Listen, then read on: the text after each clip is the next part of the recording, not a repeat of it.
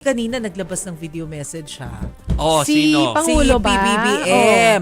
Tapos in-announce niya na canceled na yung passport ni dating ako Bicol Party List Representative Zaldico. Finally ha. Sabihin ko nga, Na-cancel. after a lifetime. Di ba? Kaya lang eto yan.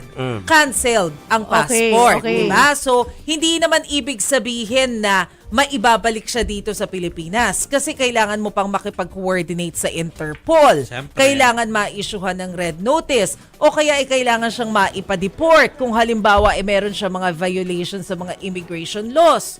Pero eto, paano kung meron nga siyang Portuguese passport na ang sinasabi nga ng DILG, mukhang meron talaga. Matagal na, di ba? Meron daw. Oo, Kasi ilang taon di ba sabi na. nila, Oo. madali makakuha doon dahil kailangan mong bumili lang ng property. Kasi mura daw yung property. Ay, hindi problema sa kanya. Mura para sa kanya. Mura para sa kanya. Oo, Yeah. malamang para sa akin, hindi. Lilipad pa siya agad doon sa private jet o private plane niya. Grabe. Aircraft. So, Oo. ito, kung may Portuguese passport, ang isang solution na nakikita ng DILG, at least based dun sa mga previous statements nila, makipag-coordinate sa Portugal.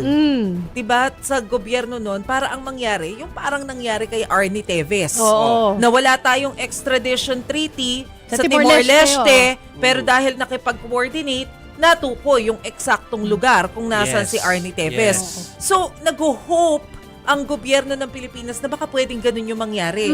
I-coordinate natin sa Portugal para matukoy kung nasan si Zaldico, maibalik dito sa Pilipinas. Oo, tsaka naalala ko may resource person tayong in-interview, I think sometime last week or 2 weeks ago, na tinanong ko siya, obliged ba yung kahit wala tayong extradition treaty with that country, obliged ba sila mag-provide ng information? Ayon naman sa resource person, oo, kailangan daw nila mag-cooperate, magbigay ng impormasyon. Yeah. Pero, paparinig po muna namin sa inyo mga kapatid ha, yung bahagi lang ng video message ni President Marcos tungkol nga dito sa pagkansela ng pasaporte ni Zaldico. Ang passport po ni Zaldico ay kanselado na. Hindi maaring magtago itong ating hinahabol na magtago doon sa kanilang bansa. I-report sa atin para naman ay maibalik natin siya dito sa Pilipinas. Pero yun nga yung sinasabi ko na ang weird na ganun yung sinasabi ni PBBM tapos mismong si DFA Secretary sinabi rin na yes, canceled na nga yung passport. Pero si Attorney Ruy Rondain, yung legal counsel ni Zaldico, sinasabi na wala pa siyang information about sa cancellation ng passport. Ang alam lang daw niya ay yung motion for cancellation na final ng ombudsman pero meron pa raw siyang 5 araw para i-apela yun. So parang, bakit ganun? Okay.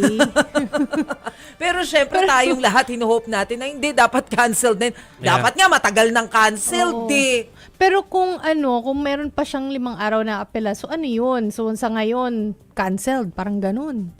Kaya nga di ba? Na parang, bakit magkakaiba kayo ng sinasabi? Pero tingnan natin, May dahil... iba ba siyang lawyer na may alam kung kanselado yung passport niya o hindi at hindi alam ni Attorney Rondain? Ang weird, di ba? Pero yan nga sana yung gusto natin na mangyari, maibalik na Labo dito, nun, ASAP si Zaldico nang sa gayon magpaliwanag na siya kung ano na bang nangyari diyan po sa anomaly sa flood control, tapos malversation and graft kasi yung final na cases sa kanya nitong November. Kasama siya dun sa 17, di ba? Yeah. Na naunang sinampahan ng kaso. Tas alam naman po natin na kahapon kusaan ng sumuko si Sara Diskaya diyan sa NBI.